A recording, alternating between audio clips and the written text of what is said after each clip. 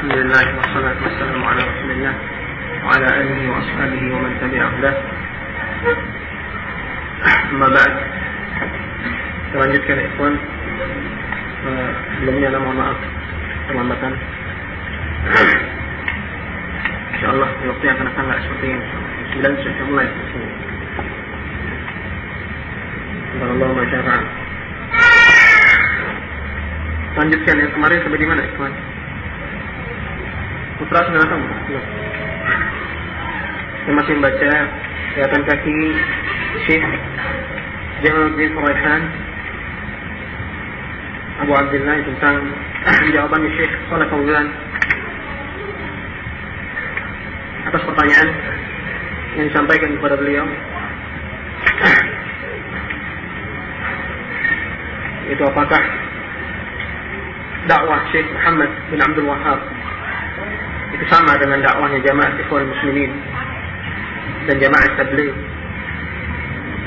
Kebanyakan orang yang mengatakan dan menuduh demikian, bahwa dakwah salafiyah adalah dakwah yang mengajak kepada hizbiyah, ya, hizb, mengajak kepada kelompok dan memisah, nyempal dari jamaah kaum muslimin.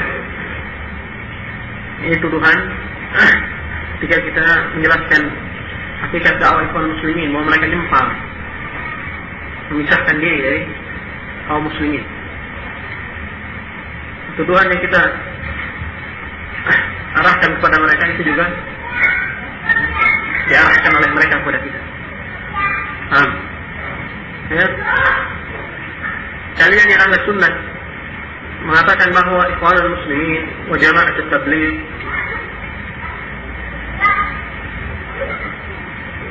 ini adalah dakwah yang mengelompok dan dakwah sempalan. Sedangkan kalian juga demikian. Nah ini. Sekarang kita akan lihat ya, seperti apa yang sudah dijawab oleh Syekh dalam pelajaran kita yang lalu. Kita sampaikan bahwa dakwah Syekh Muhammad bin Abdul Wahhab tidak demikian. Ya, tetapi ini merupakan rantai dari dakwah-dakwah sebelumnya.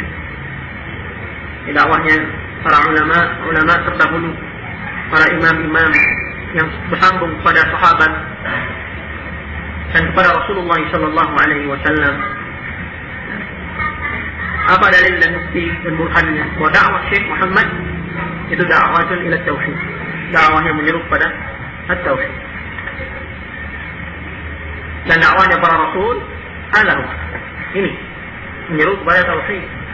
Demikian juga dakwahnya para sahabat dan para al-a'immah, para imam Syafi'i dan juga Imam Ahmad dan yang lainnya, dan juga para ulama kita di zaman ini. Ya, itu adalah bagian dari mata rantai akan dakwah-dakwah sebelumnya. Jadi bukan merupakan dakwah hizbiyah dan bukan Islam nyempal seperti yang dituliskan kepada kita. Di sini kita dapati sebuah faedah bahwa tolak ukurnya adalah at-tauhid. Ketika seorang berdakwah kepada tauhid, ya, mengajak kepada persatuan di atas tauhid. Persatuan harus di atas tauhid. Ya, bukan persatuan yang semu yang banyak diserukan oleh kelompok-kelompok. Ya, persatuan yang mempertaruhkan Alkitab dan Sunnah di atas pemahaman salaful ummah. Ya, yang mereka tuduh bahwa dakwah salafiyah adalah dakwah yang memecah belah. Dakwah mereka adalah dakwah yang mengajak pada persatuan, sedangkan persatuan yang mereka serukan adalah persatuan yang semu, persatuan yang mempertaruhkan Alkitab dan Sunnah. Nah, bukan demikian, tapi dakwah yang sahih, ya, persatuan yang benar adalah persatuan di atas manhajnya Rasulullah sallallahu alaihi wasallam. Benar, Rasulullah mengajak kepada persatuan. Benar, Rasulullah memecah belah bahkan antara bapak dengan anaknya. Tapi memecah belah antara tauhid dengan syirik dan bid'ah dengan sunnah. Dan ini ya sesuatu yang perlu dan harus. Ya. Al-bara'ah. Nah, demikian juga dakwahnya Ibrahim alaihissalam mengajak kepada tauhid. Ketika ayahnya tidak mau kembali kepada tauhid, nah, Ibrahim memilih untuk berpisah dengan ayahnya. Nah, seperti yang kita mengetahui pada pelajaran usul tsalatsa, bahwa di sana ada syarat la ilaha illallah, dan di antara syarat la ilaha illallah ala al-kufur, bima yu'badu min dunillah, dalam peribadatan kepada selain Allah. Nah, dan juga bara'ah, berlepas diri kepada asyik, pada bid'ah, dan tidak cukup dengan itu, berlepas diri dari pelaku keduanya. Bagaimana ini adalah makna Islam? Apa itu Islam? Istislamu lillahi bitauhid wal inqiyadu lahu bitta'ah wal khalus wal bara'atu min asy-syirki wal bid'ah wa ahlihi. Islam adalah berserah diri kepada Allah dengan mentauhidkan Allah dan tunduk dengan penuh ketaatan.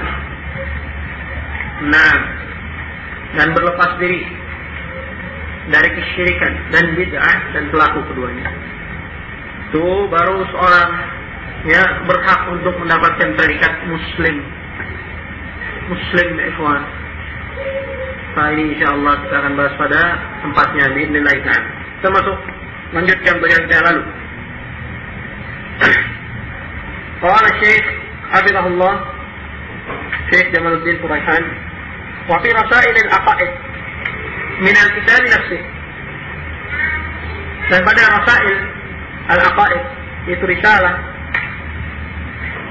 al-aqaid, aqaid bentuk jamak dari akidah, min al-kitab nafsihi, dari kitab itu sendiri. Itu yang lalu, yang telah disebutkan di atas.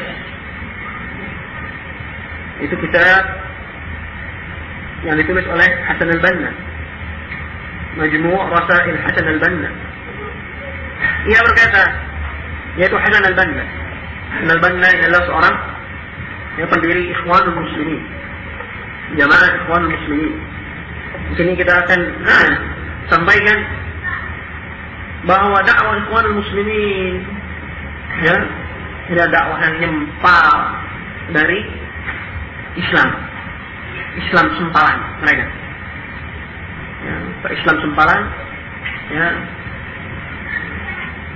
dari namanya saja sudah kita bisa tahu annahum ala dhalalah, bahwa mereka di atas kesesatan.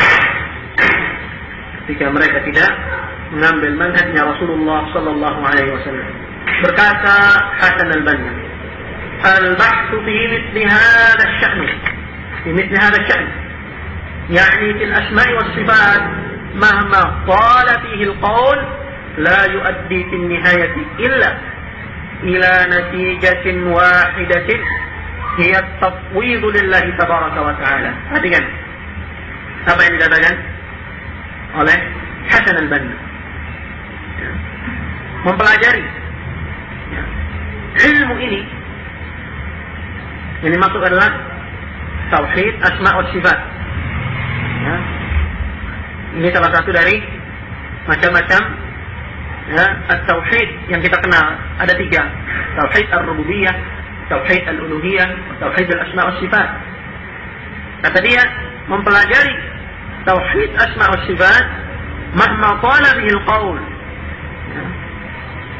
bagaimanapun dalamnya seseorang mempelajari, la yuaddi fin nihayah, pada akhirnya enggak akan membawa ila natijatin wahidah, kecuali kepada hasil yang satu,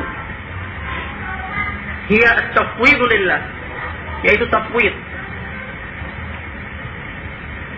Apa yang maksud dengan tafwid?